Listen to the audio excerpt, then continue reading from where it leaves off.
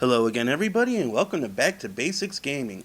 Yep, we're doing another Final Fantasy XIV Dungeon Boss Guide, Cutter's Cry. I believe it's a level 38 dungeon, so let's get into it. This dungeon has a lot of traps lying around, a lot of blue stuff trying to kill you, and a lot of sand traps and stuff like that. So when you see it, just try and step away from it. Don't be stupid like I was just a few seconds ago. Also, the main trash in here is pretty damn easy, as usual, but there is one to take note of. When you're in the sand portions of the level, there's a little cactuar called a Sabotender.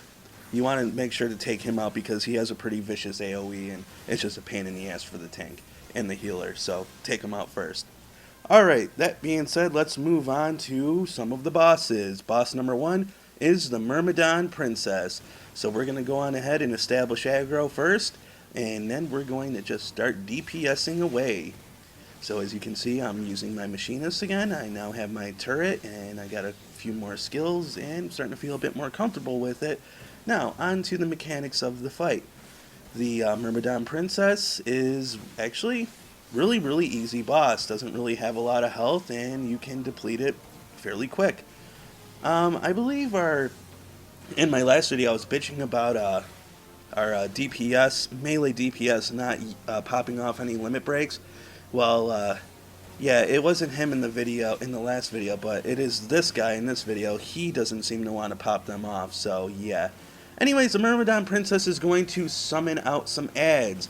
Once these ads come out, they are going to be kited away from us by the healer. The healer should always be the one to do this, so that's what they are going to do. If you pay attention to Bando here, Bando will establish aggro onto the ads, eventually. Here we go. And you will see that Bando's just going to kind of run around in a circle here, kind of Three Stooges style, and keep them off of us, so we, as the DPS, can focus all of our efforts towards the Mermaid Princess. Doing so just kind of makes it a bit easier, and we don't have to deal with anything. You can see back there, the ads are just following her around. And here she comes, cutting them again. Getting a little too close there. We don't want to be that close when we do it. But again, all good. We take down the princess, and everything is fine. On to the next boss, the giant Tunnelworm. This dude is pretty damn cool looking. Really disgusting looking, but nonetheless. So what you want to do is obviously establish aggro first and DPS away. He does have some AoEs, so be very careful of those. And he does have a few unique mechanics, such as he likes to go on ahead and burrow himself into the ground. He also likes to target other members and hit them with ranged shots and stuff like that. Now when he burrows into the ground, he's gonna kinda, yeah, as you can see there, burrowing all around, and then he pops up. And when he pops up, it will also hurt you because he's pelting sand into that surrounding AoE. It doesn't glow orange like a standard AoE, so you just gotta kind of be careful when he does that. And of course, when he's burrowing through the ground and you can see the sand kicking up, you obviously don't want to be hit by that or touch any of that. So just try and do your best to avoid all that stuff. Again, he is a pretty aggressive enemy. He's fairly quick for his size as well, especially when he's in the sand. So again, here he goes, tunneling away. What I like to do is I like to go and hug the wall over here. So sorry for the camera work. And I kind of just like to stay up against the wall like that. It usually 99% of the time ensures that I'm not going to get hit by his little tremors that he does. So again, just maintain your rotations, and you will do just fine. The healer will have to definitely put in a little bit of work, as the Tunnelworm does like to attack and target enemies, or I'm sorry, attack your allies from time to time, random targets. So healers, please take note of that. As you can see here, he's going to attack the other DPS, so you want to be on top of that. Okay, so he's going to try and switch things up by just bursting all around the area. And this is why I like standing back here like this, because it just seems that he can't hit me. And when he pops out for that third time, you may have noticed that the AoE of the sand being pelted across the screen was much bigger. So again, try and hug the walls here. It really helps out. Our DPS, our other DPS, he bit the dust, so or the sand.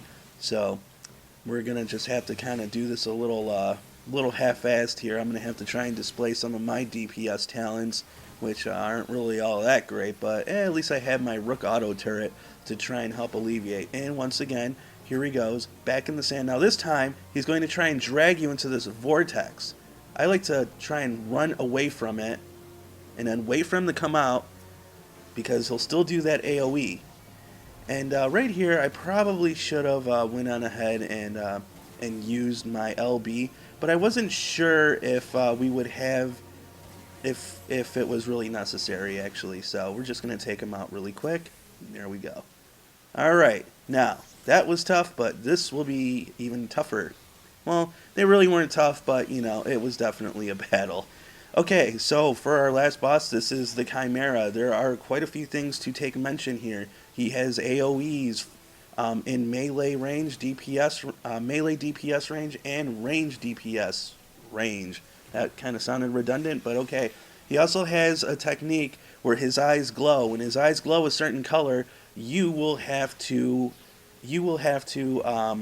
move your character either away or towards him. Now, when his eyes turn blue, you want to be away from him. Since I'm range DPS, I'm fine, but melee DPS, when the eyes are blue, run away from him, because he'll do an AoE ice spell and it hurts.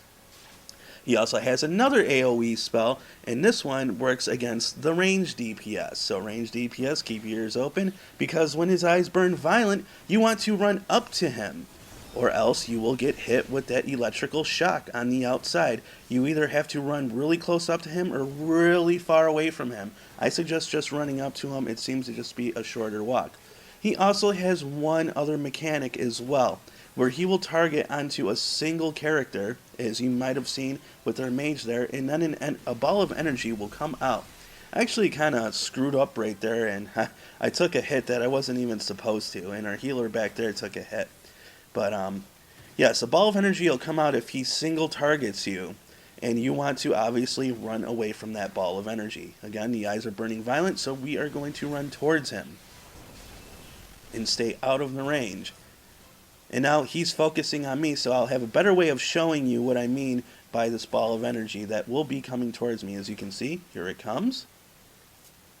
And I'm just going to kind of cut the corner right here, and now his eyes are burning violet, so now I got to run up to him as well. But what that ball of energy does is it will explode and hit anybody that's near it. So keep it away from your friends, or else, of course, you'll be adding on to unnecessary damage. This is pretty much the core mechanic. Now, if you have a limit breaker, I would highly suggest not using it until later on in the fight, which that's usually when you're going to get your level 2 anyways, because the Chimera is extremely aggressive once his HP gets down to about 25%. He'll start leaving permanent AoEs, he'll start moving about the screen a bit faster, and just his whole entire demeanor just seems to be a bit more, he just seems to be a little more pissed off that we've been hitting him with this damage. Notice the AoEs that are sticking around. I don't know if they're permanent or not, but I know that they stick there for a long time. So tanks, obviously, you want to control it. Make sure to move it away from there so our melee DPSs can get to work efficiently as well. I'm going to actually pop off the limit breaker here because I kind of thought that the tank, or I'm sorry, the other DPS would have done it, but I'm just going to do it because I don't think that he was going to do it. So here we go, level 2, boom, there we go. Thanks for watching, thanks for listening, and thank you for helping me get back to the basics. We'll see ya.